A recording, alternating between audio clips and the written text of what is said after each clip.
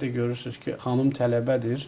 Mən bu кейsi görmüşəm, ona görə istədim diqqətinizə çatdırım. Xanım tələbədir, övladı var, tək yaşayır. Övladının xəstəliyi ilə bağlı müəyyən bir dövrdə, semestrdə dərslərə qatıla bilməyib. Kreditləri, təhsil kreditlərini tam ödəyə bilməyib, təhsil tələbə krediti yox, təhsil kreditlərini və imtahandan kəsilməsi kimi hallar baş veribdir və bu zaman növbəti semestr kreditə müraciət edə bilmir. Bu əslində çox belə çətin bir məqamdır. Qanunvericilik tərəfdən əvvəlki semestrdə akademik borcu yaranıb, amma bu tərəfdən isə insani olaraq baxsaq müəyyən əllə tutulur bir səbəbi var insanın. Yəni, sadəcə bu bir səbəb. Üzr istəyirəm, burada elə siz açdığınız bu keysdə heç mən bilmirdim. Bu keysi açarkən bu sual yarandı. Ümumiyyətlə boşanmış ailələr bu sosial statusa aid edilir, yoxsa yox?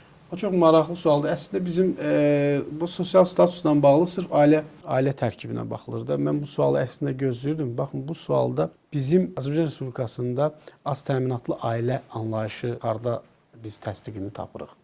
Əmək və Əhalinin Sosial Müdafiəsi Nazirliyinin ünvanlı dövlət sosial yardım aləti var. Və bu da öz ünvanlı yardım qanunvericiliyi ilə tənzimlənir. Yəni biz bugünkü günü fond olaraq bu bizim mandatımız deyil ki, mən sizə deyim ki, siz az təminatlı ailəsiniz. Bu az təminatlı ailə anlayışını biz öz alətimizdə, biz mexanizmimizdə dövlətin digər mexanizminə bağlamışıq ki, bu adam əgər az təminatlı ailənin fərdidirsə ünvanlı yardım alacaq. Ünvanlı yardım alırsa artıq sosial kredit alacaqdır.